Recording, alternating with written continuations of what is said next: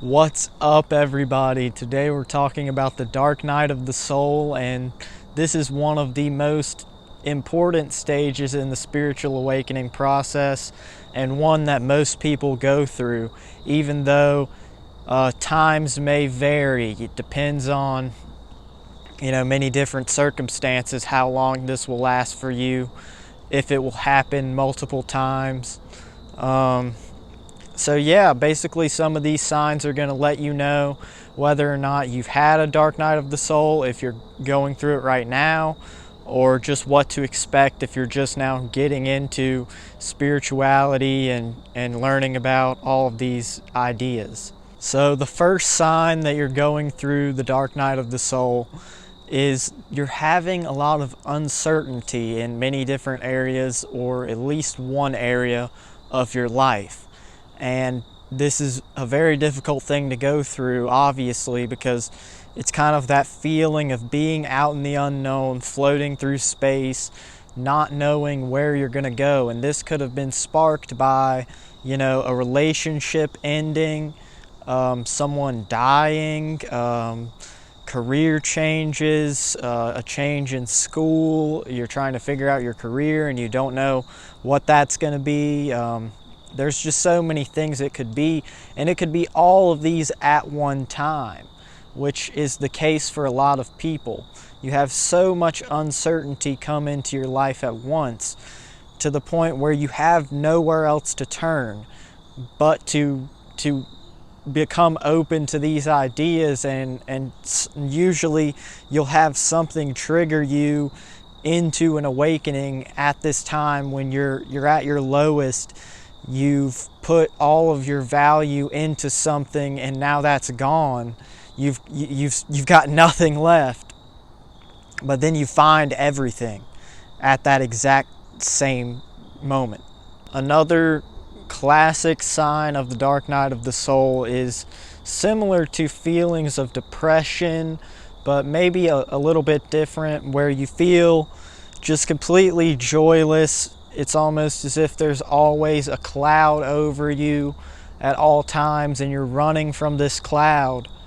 But you don't even realize that if you would just stop and let the dark cloud pass through you, because it's just a cloud, it would just pass over, then it would be a lot easier to accept. And that's part of the way to get through this, is acceptance. But you just feel very, just kind of there. You don't really find joy or happiness in things that you used to do, that you loved, or anything that would seem like, yeah, this should bring me happiness. It's not bringing you happiness. And that's when you start to realize maybe happiness doesn't come from external things. And that's when you go within and you begin this journey, and you start to shed your ego in a lot of ways. And along with that comes a lot of uncertainty, a lot of feelings of joylessness, and sometimes pain. So along with the feeling of just complete blandness of life, no connection to the divine, no connection to, much of anything that gives you hope, you also have a feeling of powerlessness, of hopelessness at the same time. And you feel like, how am I ever going to get out of this hole while all of these obstacles are coming my way at the same time? You might have had a very easy life, a very smooth ride before this, where it seemed like everything was kind of set in place for the future. And now when everything's kind of scrambled, it's so confusing to figure how am I going to piece my life back together? How am I going to form the life that I want? And that leads me into the next sign, which is a loss of identity. And with all of the previous signs, you could see why you would have a loss of identity and an identity crisis at the same time. When you are introduced to spiritual topics, maybe you're now kind of like, well, who am I really? And you don't really know what kind of people you want to hang out with. You don't know what kind of kind of life you want to live. It can vary for each person, but losing that identity is something that is very important for awakening, because that identity is mostly around egoic constructs, your ego telling you, things that you need to do to be safe, because the ego is trying to protect you from any harm. And when you stay safe for so long, you get so comfortable, being in that place where you feel safe. You might not be progressing at all. You might not be experiencing new things, but you just feel at ease. You'll eventually have to be hit with this dark night of the soul, because you're too at ease almost sometimes. You're not really living life.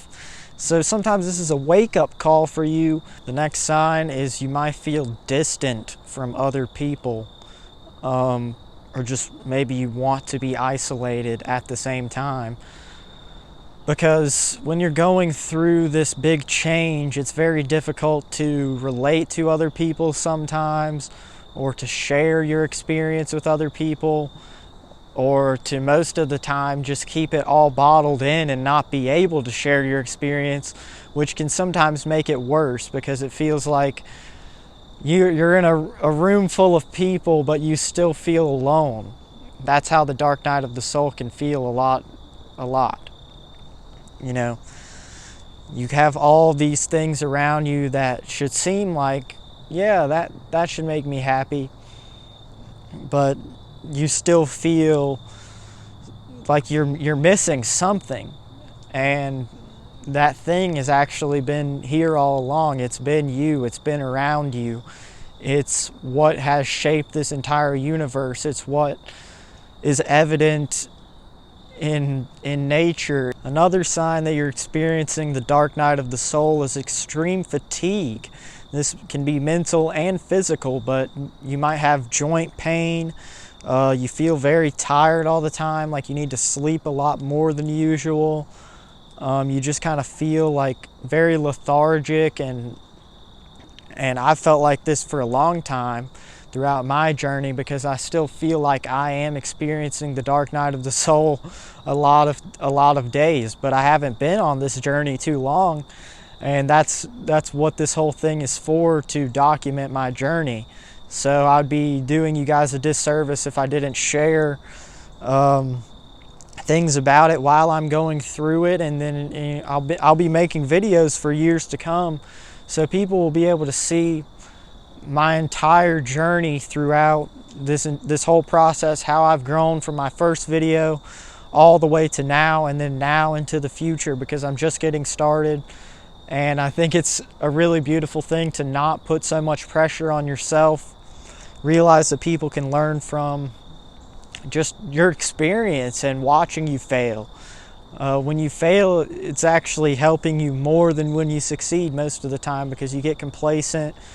You think you've got it all. But when you failed so many times that you're really determined to, prove yourself right, maybe prove other people wrong, but you don't have to go at it from that standpoint. But if you need to be motivated in that way, I know it comes from ego a lot, but that's okay with me. Being spiritual doesn't necessarily always mean being nice. It doesn't always mean bowing down to everyone else and making sure they're all right. Like you can be nice, you can be sensitive, you can be an empath, but you've got to go whatever way you want, no matter what anybody else tells you. With all of these negative side effects, there is a brighter day, and that is because you also have this internal knowing that everything's going to be all right, that everything's going to work out for you, and for some reason you feel like you're on the right path, even though everything around you seems so chaotic. You know that you're doing the right thing. And that's a big part of following your intuition. That's what you've got to do at this time. You've got to follow your heart and do something that might not seem realistic, might not seem like the most practical thing to do, but it will probably be the best thing for you in the end. And even if it isn't quite as successful in a materialistic way, it'll probably be more successful for you internally and for your overall happiness. And another sign is that you're feeling a longing for something. I've kind of mentioned this earlier. I said you're missing something. You feel like there's something better out there for you. There's something else that you need to be doing. There's something else looking for you. You've just got to align with that vibration of that thing that's always been looking for you. It's always been wanting to come into your life. You've just never taken the time to realize, I've got to do these things to align with that version of myself, which will then attract that thing. And that longing, that knowing that you have to do something bigger will normally lead you into following your passion. And that's a great way to overcome the dark night of the soul, because you don't really have anything else. Maybe you don't even know your passion, and I completely get that, because I had everything go out of my life through a breakup.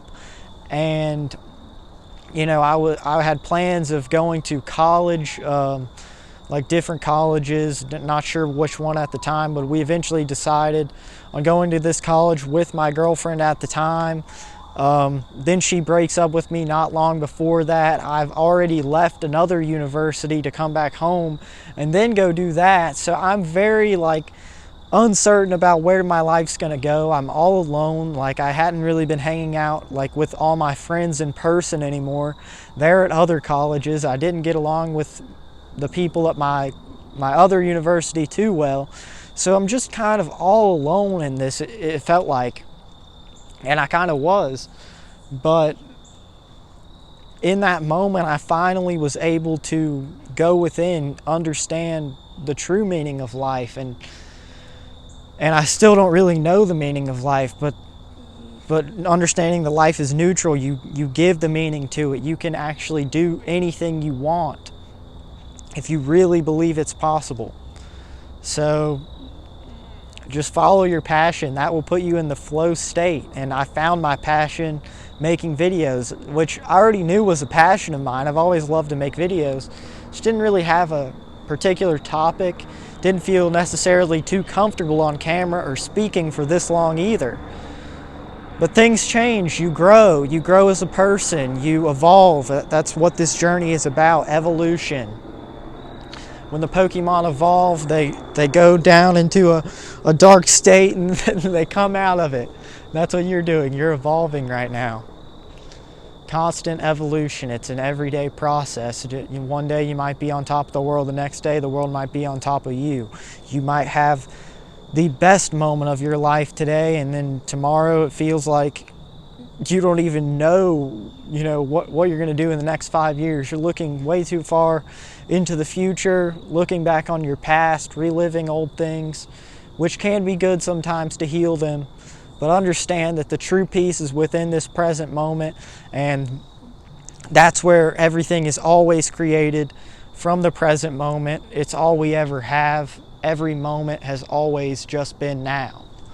The only reason we have any idea about other things is because of memories, stories, and those are all very helpful. This is going to live on forever. And I don't care if anyone enjoys it now or later, but at least it's there. At least we're leaving a footprint on this earth. Love you all. Enjoy your spiritual awakening. I hope that you realize that this dark night of the soul is probably the best thing that could ever happen to you. And I know how frustrating it is. I know how awful it is every day waking up with a complete feeling of emptiness. It sucks. But you're going to fill yourself up with something completely new. Just wait. Just wait. It could happen today.